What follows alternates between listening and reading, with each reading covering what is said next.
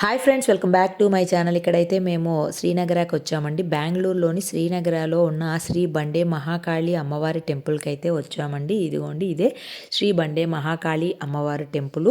ఈ ఆలయానికి మనకి కార్ పార్కింగ్కి ఎటువంటి ఇబ్బంది ఉండదండి. చక్కగా టెంపుల్ పక్కనే మనకి చాలా పెద్ద కార్ పార్కింగ్ ఉంటుంది. అక్కడ నుంచి మనకి దగ్గరలో ఉన్న ఆలయాలను కూడా దర్శించుకోవచ్చు. ఇదిగోండి శ్రీ బండే మహాకాళి టెంపుల్. ఈ టెంపుల్ యొక్క ఏమనగా ఇక్కడ అమ్మవారైతే మనకి స్వయంభూగా ఒక శిలలో కొలువు తీసైతే కనిపించడం విశేషమండి. అంటే అమ్మవారు ఇక్కడ ఒక విగ్రహ రూపంలో కాకుండా ఒక శిలలోనే చెక్కినట్టుగా కనిపిస్తూ మనకి ఈ అనుగ్రహిస్తుందండి. ఇక్కడ అది అమ్మవారి యొక్క విశేషము. ఇంకా చరిత్ర ప్రకారం అయితే ఈ ఆలయము సుమారు 1200 సంవత్సరాల నుంచి ఉందని ఇక్కడ అర్చకులైతే చెప్తారు. ఒకప్పుడైతే ఈ ప్రాంతం అంతా కొండగుట్టలతో పొడవాటి చెట్లతో ఉండి అడవిని తలపించేదటండి. చుట్టుపక్కల గ్రామస్తులు తమ పశువుల్ని ఈ అడవికే తీసుకొచ్చేవారట. అలా ఒకరోజు ఒక యువతి అయితే గొర్రెలను అయితే తీసుకొచ్చి కాస్తూ ఉన్నప్పుడు అమ్మవారు తన ఉనికిని తెలియజేసి ఆలయాన్ని నిర్మించమని ఆదేశించింది. ఆమె ఆ మాటల్ని పట్టించుకోకుండా ఆమె తన గొర్రెల్ని తీసుకొని వెళ్ళిపోయిందంట. ఇలా 2-3 రోజులుగా వరుసగా దేవి మాటలు ఆకాశవాణి రూపంలో వినిపించడంతో విషయాన్ని గ్రామస్తులకి చెప్పిందంట. దాంతో వాళ్ళు వచ్చి వెతగ్గా ఓ శిలలో అమ్మవారి రూపమైతే కనిపించడంతో అప్పటి నుంచి పూజలైతే చేయడం మొదలుపెట్టారు. ఇలాగే కాలక్రమేణా ఇక్కడ ఈ ఆలయాన్ని ఈ విధంగా నిర్మించి అభివృద్ధి చేశారనేసి మనకి ఇక్కడ అర్చకులు చెప్తూ ఉంటారండి. ఇప్పుడైతే మీకు లోపల శ్రీ బండే మహాకాళి అమ్మవారిని అయితే చూపిస్తాను. ఇదిగోండి, ఇక్కడ అమ్మవారి దర్శనం అయితే చేసుకోండి. ఇంకా అమ్మవారి దర్శనం చేసుకున్న తర్వాత మనం కొంచెం ముందుకు వెళ్తే పరమేశ్వరుడిని, అలాగే విఘ్నేశ్వరుడిని, అలానే సుబ్రహ్మణ్యేశ్వర స్వామి, నవగ్రహాలు, ఇతర గ్రామ దేవతలందరినీ కూడాను మనము దర్శించుకోవచ్చండి ఈ టెంపుల్లోకి వస్తే.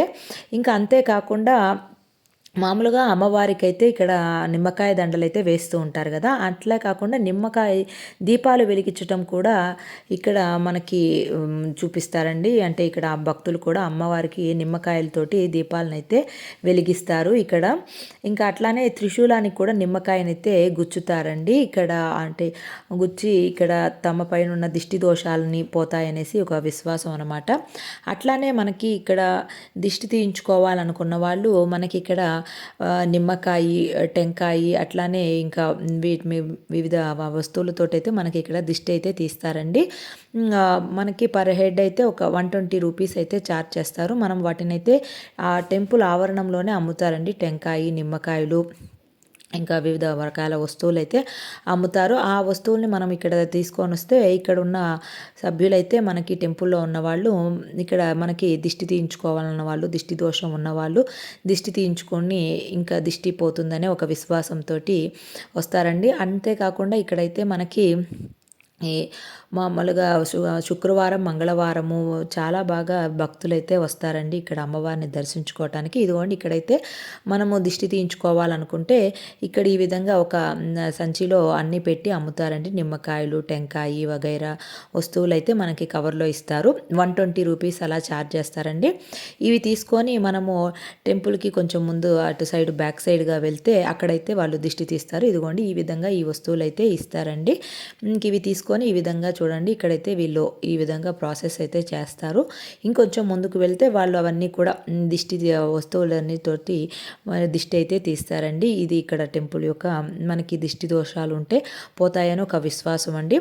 సో ఇక్కడైతే ఇదిగోండి వస్తువులతోటి దిష్టి అయితే ఈ విధంగా తీస్తారండి. ఇది శ్రీ బండే మహాకాళి టెంపుల్ యొక్క ప్రాముఖ్యత అండి. చాలా పవర్ఫుల్ టెంపుల్ అండి. అమ్మవారు ఇక్కడ మనకి స్వయంభూగా ఒక శిలలో అయితే దర్శనం అయితే మనకి ఇస్తుంది. ఇక్కడైతే ఇంకా ప్రసాదం అయితే తీసుకున్నామండి.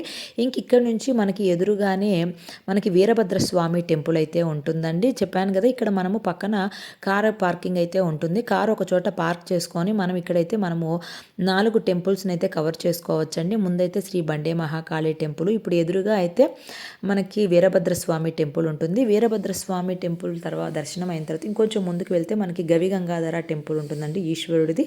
ఇంకొంచెం ముందుకు వెళ్తే మనకి ఇంకా అమ్మవారిది టెంపుల్ కూడా ఉంటుందండి. సో, ఇప్పుడైతే ఇక్కడ మనము వీరభద్ర స్వామి టెంపుల్‌కి అయితే వచ్చాము. మేము ఆల్మోస్ట్ ఇంకా క్లోజింగ్ టైం అయిపోయిందండి. ఇంకా మనకి బండే మహాకాళి టెంపుల్‌లోనే కొంచెం టైం పట్టిందనమాట. అక్కడ చాలా విగ్రహాలు ఉన్నాయి కదా! ఇక్కడైతే ఇంకా వీరభద్ర స్వామి దర్శనం అయితే చేసుకున్నాం. వీడియో నచ్చితే ప్లీజ్ లైక్, షేర్, సబ్స్క్రైబ్.